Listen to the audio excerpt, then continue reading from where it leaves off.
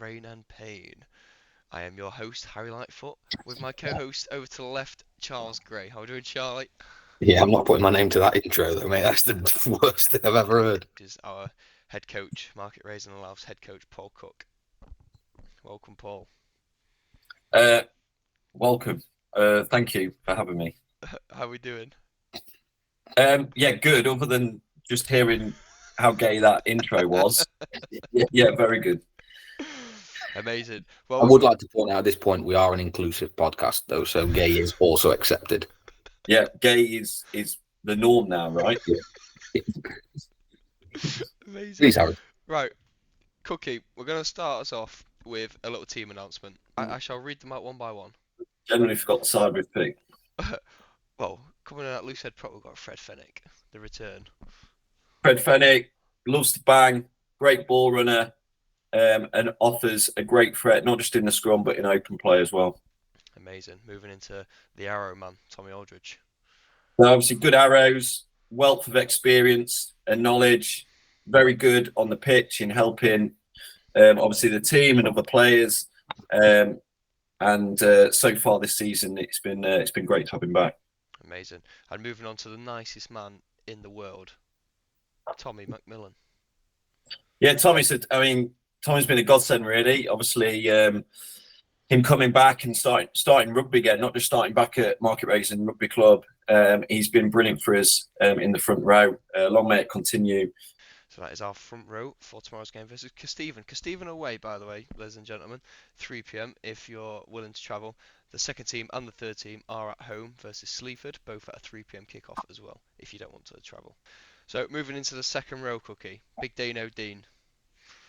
Yeah, obviously Dino. I think Kesteven are going to be a big physical pack tomorrow. So Dino obviously helps bring some biff to the game, bring his aggression, bring his go forward, and obviously his physicality in defence as well.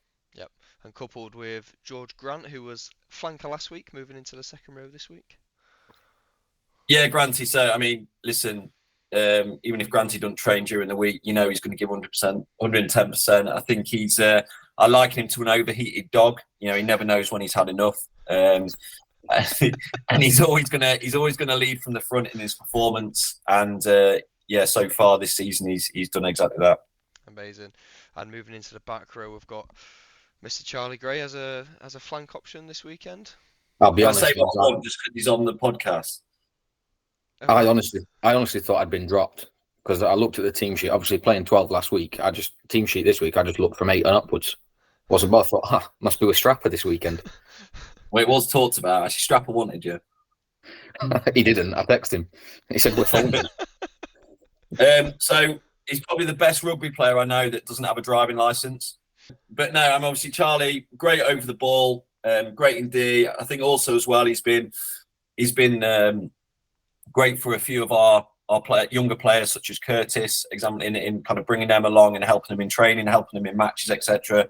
Also with Charlie, obviously he's got the versatility. He can play prop, hooker, back row, centre. Jack of all trades, as they say. Yeah. Master of a couple. Master of drinking. Well, you mentioned him slightly there, Curtis Spencer on the other flank. Yeah, I mean, well, Curtis, he's one of a few young lads actually that are coming through at the minute that we're obviously really excited about. I think Curtis technically, I think he's 19 years old. For a 19-year-old, is obviously very, very good at the minute. Obviously, we want to keep working on that. We want to keep pushing him, keep challenging himself, but also keep him playing around players who he's going to learn off and it's going to fast track his development. But he got man of the match against Hinckley last week, and for a team like Hinckley to give someone man of the match, it must mean that obviously they're a very good player. And number 8, the return of the vice captain Ben Young, had a nice little holiday in the dorm last week. The most negative, positive man I've probably ever met. Loves a win, loves a moan, but obviously everyone knows now just to switch off. But Youngie, he obviously brings us great go forward with his ball carrying. Obviously his organisation and his rugby nous is second to none. And he's a great part of the team. The vice captain, real integral part. And he's a player that the team kind of performs off, really. Yep, very nice. Oh well, that is the forward pack. Scrum half, Mr. Ned Pickles, Eddie Nichols, Yeah, so the most like any enigmatic reason. hard, dirty, loose, smelly. We'd just like to point out at this point, Ed Nichols Farrier Company is actually my sponsor, Ed. So just got to give my shout out. I told Ed, if you sponsor me, I'm going to take this sponsorship thing very seriously. So for any sort of, horseshoeing needs or telling the donkey to fuck off needs, Ed Nichols is your man. Don't judge his business by his logo. Yeah, don't do that. Yeah, honestly, I don't know who made that, but it's Ed. You need to sort of sack him. It's not great. It's not great. Sack him. He works with horses. He also sponsors studs. So there we go. Like he does. So I mean, Eddie. What I love about Eddie is he gets in amongst it. He's an aggressive scrum half. He takes it to the opposition, and obviously he's got a great rugby background, rugby knowledge. Obviously, where he was at Hartbury. He gets massively involved. And I personally think, as a coach, if you scrum halves there leading, getting involved, getting in the mix, it lifts and raises the rest of the lads. Yeah, 100%. And moving into our fly half, captain Spen Holvey. Yeah, all legs and arms. It's a message to Spenny this week is keep it simple, and I like to think that's probably my famous last words, because Spenny keeps anything but simple. So we expect a few of the unexpected this weekend from our fly half, but he's got huge amounts of talent. He's got a lot of flair. He does things that not many other players on a pitch can do, which you need. But obviously, you just got to get the balance right at the minute between the flair and the and the decision making side of things, knowing when to do it and knowing when to kind of make others look good. And he is also the most voted player for the least likely you'd want to date your daughter. I mean, listen, like in my eyes, Eddie Nichols has got away with daylight robbery there. Like I would far my daughter date Spenny than Eddie Nichols. Charlie Gray, who was your decision on that? Yeah, I went with Spen. Yeah. And my thing with Spen was, I actually told this directly to Spen this morning. It wasn't that. It's not that I said I like him. He's a good guy. But I think if my daughter one day went on a night out in Louth and I woke up and at breakfast there was just Spen, it'd just be disappointment. I think I'd be. Yeah, you could probably do better. I just think Ed Nichols has got good chat and he's a funny guy. I can see why you can find yourself in that predicament. I can see how he's led you down that path. We'll move into the centre partnership. A famous name called Paul Cook, Rob Cook's brother, is back in the mix. How's that? Well, yeah. I mean, obviously, if the old body holds out, I mean, listen, it's just something. Obviously, looking at the whole aspect of the thing. Obviously, Marius being unavailable because he's injured. We just felt it probably added a little bit of balance, a little bit of solidarity in the midfield. As long as Spenny and Gus do all the running for me. But yeah, and then obviously going to Gus, he's been a great find, really. Thank God for Dyson Farming. He's got a great rugby brain. Just talking to him, just chatting to him a bit, in training, at matches, just about rugby. Obviously, he's well versed on the game, but obviously his ability on the pitch is really good. He's great over the ball, and obviously a good attacking threat. Amazing, agreed. Nice little centre partnership to go into the weekend. Moving into the back three, then we'll start on the wings. Sawani, the Fijian flair. Well, yeah, I mean Sawani again. Keep saying it, but another good find. Obviously, there was pre-season. There's this tall Fijian guy walking around the fields, and I know he'd been to a few sessions, but then I saw him one day just wandering around while we're having the training session. So while you boys were training, I went up to him and said, "Just get involved." And standard Sawani didn't really say anything to me. Just went like that, and then he came out. He came over, and then the rest has been history, really. But came over and tore everybody a new one. He did, yeah. I mean, he's one of those guys. He just looks like everything's effortless, and he just keeps running past us all. So, I think we just need to make sure that, obviously, for Zawani to have the best impact in games, we need to give him some ball and probably give him the ball in space. And then moving on to the other wing, Chris Everton, Dougie Doug. Yeah, well, Dougie is our Mr. Consistent. Hardly puts a foot wrong. Again, he's not playing in his most preferred position. He prefers scrum half, but we're very fortunate to have two very good scrum halves in Dougie and Eddie. But Chrissy is just as much a good winger as he is a scrum half. Again, knows a lot about the game. He's well experienced, and he's a great asset to have in and around the club and in and around the squad. Yeah, very much so, very much so. And finally, the fullback, this guy, Harry Lightfoot. Obviously, I know you're right there, Harry, but great with ball in hand, runs some great lines, powerful runner. Seems to glide, through contacts, through defences, and good under the high ball as well. So again, I think you're one of those players we need to give you the ball in a bit more space for you to have your maximal impact. But yeah, looking forward to the rest of the season and seeing what you can do, mate. 100%. So that is our starting 15. Just a quick word on the finishers with a Will Stamp coming into the fold, a Conor Janney, and a Terry McDonald. Yeah, so Will Stamp, Mr. Stiff. Just a real solid. I don't think Stampy realises actually how good a rugby player he is. Well, yeah, I mean, he can play. I think he can play front row very easily. Obviously, first and foremost, he's a number 8, but very good ball runner. And yeah, just a good lad to have coming off the bench in probably 15 or 20-minute impacts. Yeah. So it's great to have a player of Colin's ability coming off the bench. Very physical player. Always there, offering to carry the ball up and makes great impact in defence. And then Terry McDonald, other than being a turnstile in defence, he's great attacking wise. He's got technically very gifted when it comes to ball in hand. He pass off both hands. Understands the game quite well. I think obviously he's had a good education in with regards to rugby with Stamford School. And bloody good chat he's got. Great chat, good banter. Amazing. So that is our first team travelling to Kesteven at 3 p.m. kickoff tomorrow. A quick word on the twos and threes, Cookie.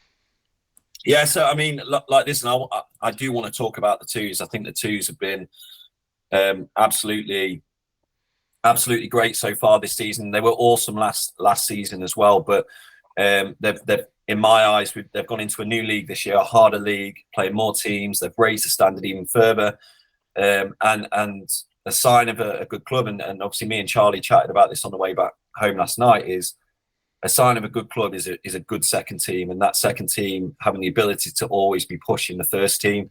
Yeah. And at the minute, it's the second team is where it wants to be. You can see the lads that are chomping at the bit. Obviously, a few of them have had to be told, throughout the last few weeks that they're not going to be playing in the first team. They're dropped, but it's not obviously not a closed door, etc. Because it's impossible to pick 25 to 30 lads in a squad of 18. So someone's bound to be disappointed, and it's not easy conversations I have to have with the lads. But they've taken it on well. They've got their heads down at training. They're putting some good performances for the twos, and that's all we ask, to keep pushing the lads that are in the first team to try and get that jersey back. Right, so I guess, what were your thoughts on last week? Well, obviously they were a good side, and they're always a good side, but what were your thoughts on it? What did we do well? What did we do bad? And I suppose, just comments. Did any of their players say anything afterwards? Did their coach say anything afterwards?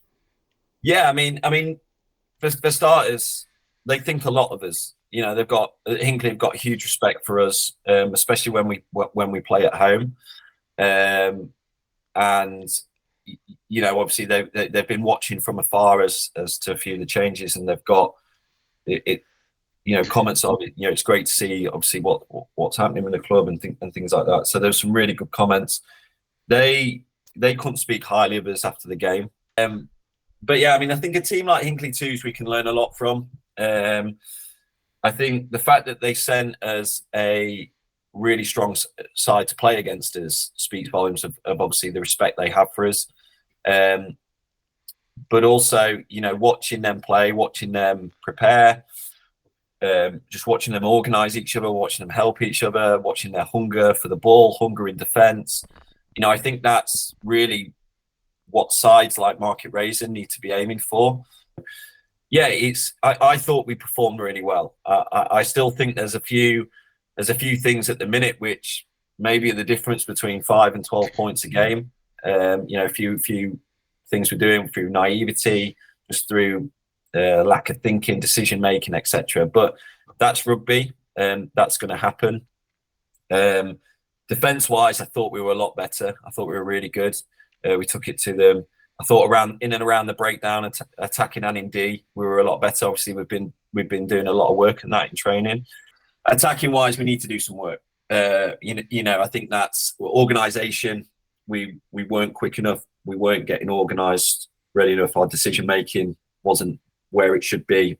But yeah, that we're aware of that. We know what needs work, and obviously that's what we've been working on Tuesday, Thursday.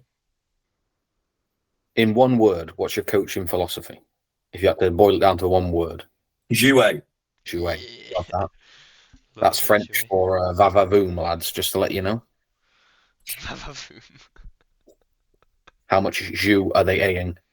Yeah, not much you at the minute, but I think it will come. I think they're being asked to play differently, and I know it's realistically, it's only been a year really since they've had to think about systems and playing styles and things like that, and a different way of playing, and it's not always that easy. I think when you think about lads, work and family come first, so they're not always going to be able to be at training. So therefore, the time you actually get with them over that yearly period actually isn't a lot. So it's still fresh, it's still new. We're still looking at improving. I think from a results perspective, yeah, if you look at the results, it's 1 win from 5. But actually, if we take the outcome out the scenario and look at performance, I think we've had 3 good performances out of 5. We've come up against a strong Belgrave side where we lost by 1 point away, and obviously Hinckley last weekend, which was 31-20. And I think if you'd ask me to sum it up in a paragraph, it would be focus on what you can control. Don't focus on the uncontrollables. Just getting there. Nice mantra. I like the mantra, Cookie. Yeah. Do we have to do it in a Yorkshire accent? That'll confuse them. Which player are you most proud of in the squad at the minute? If you have to Samson. Yeah.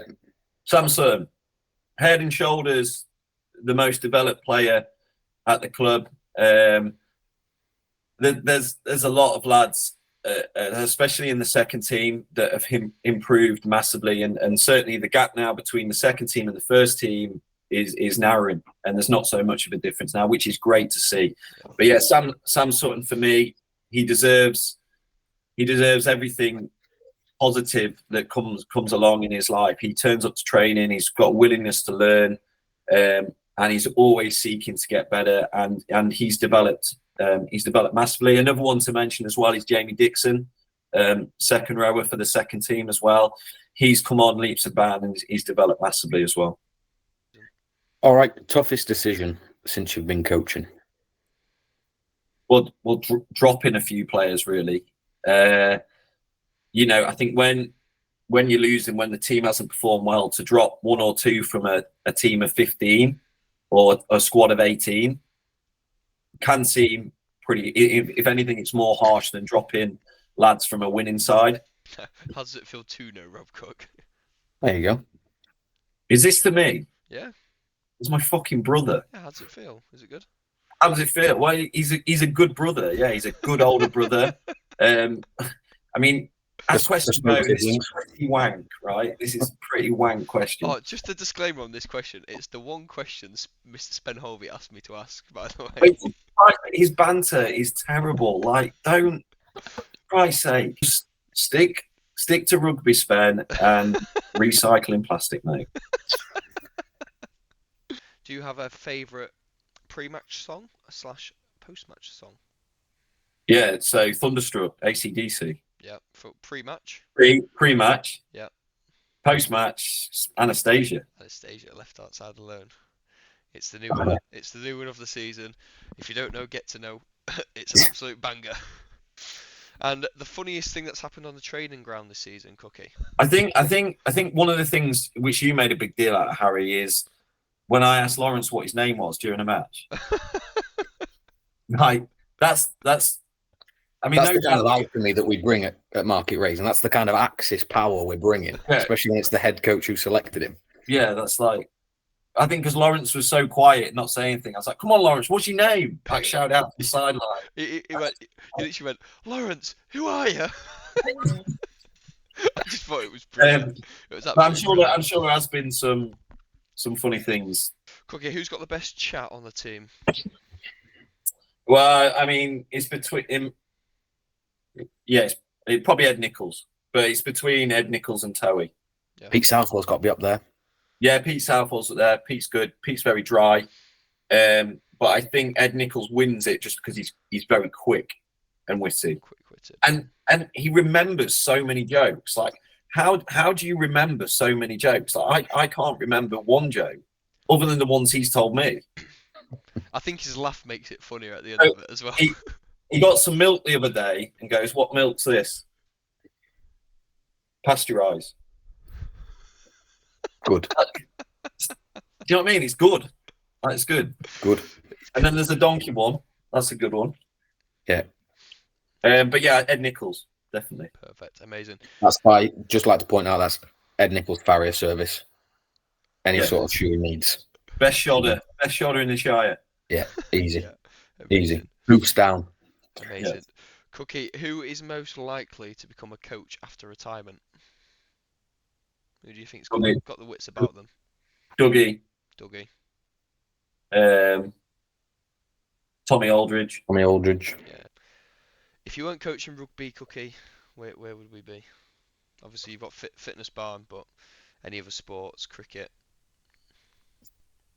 I think I would have just dived into golf. Listen, like I loved cricket while I was playing, but I've got no desire to go back and play it. So I wouldn't have gone back into that. I might have gone into maybe coaching my lads' teams. I don't know. Under sevens and under 13s, maybe been better IQ levels and a little bit easier. But Stressful. yeah, I think I would probably just dive more into the business side of things and dive, right from a sporting perspective, dive more into playing more golf. Yeah.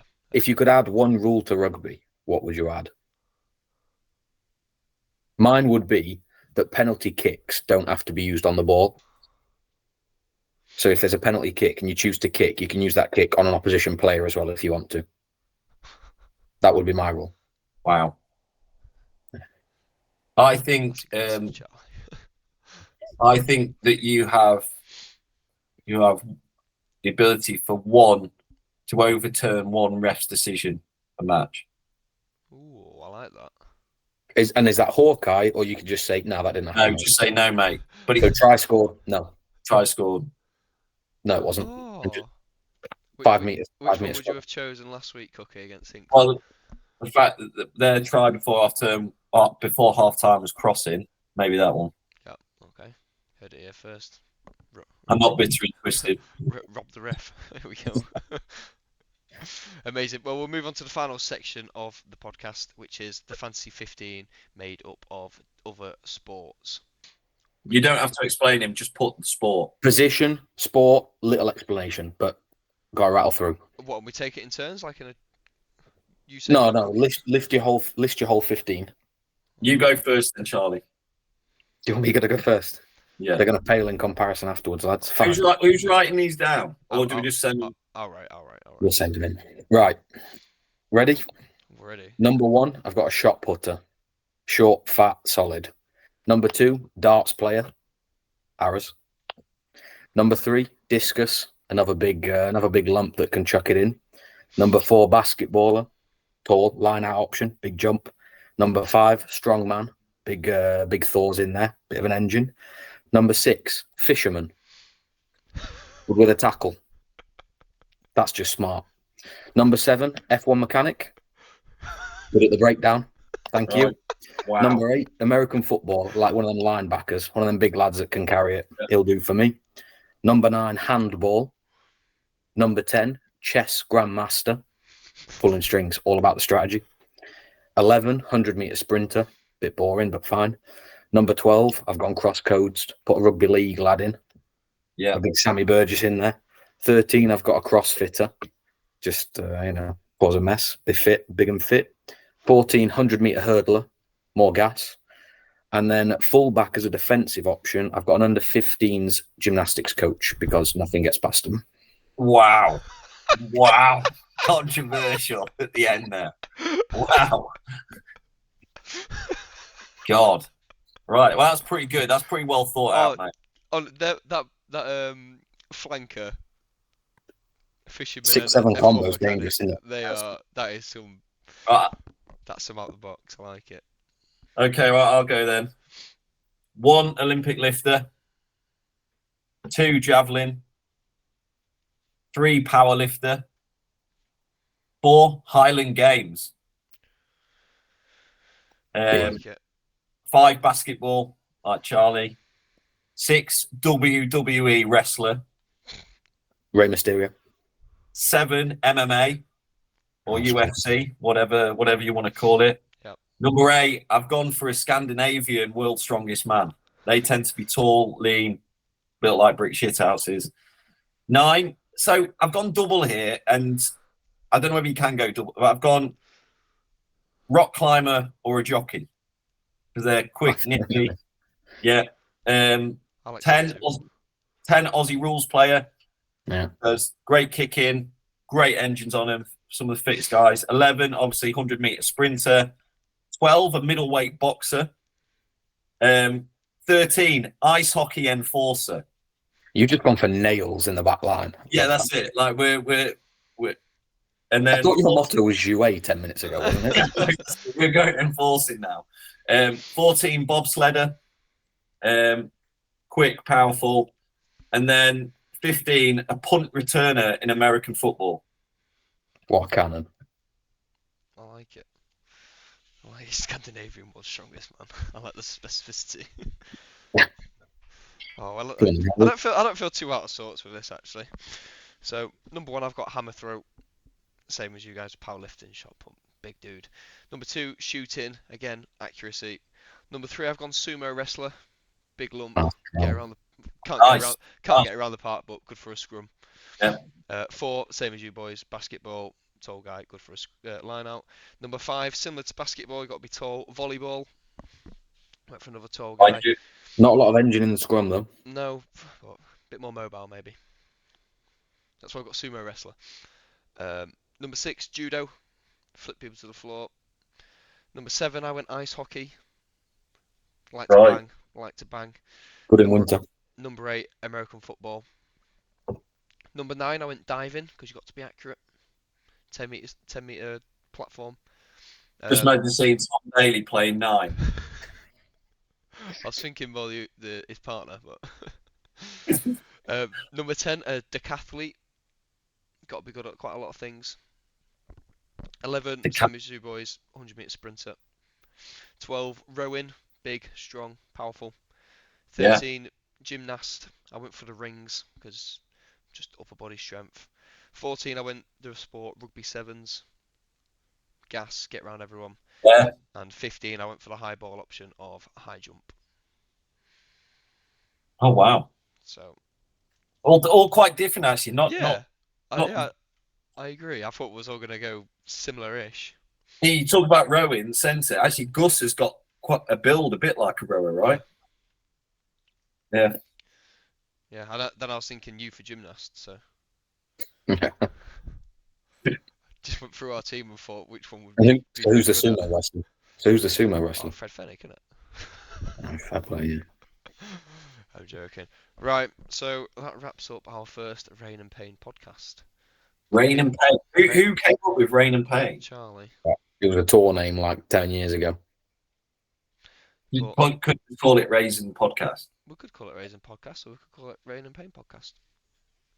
Okay. I'm just a guest. I was about to say, you be the guest cookie and we'll do the podcast side of things. Name to be decided then.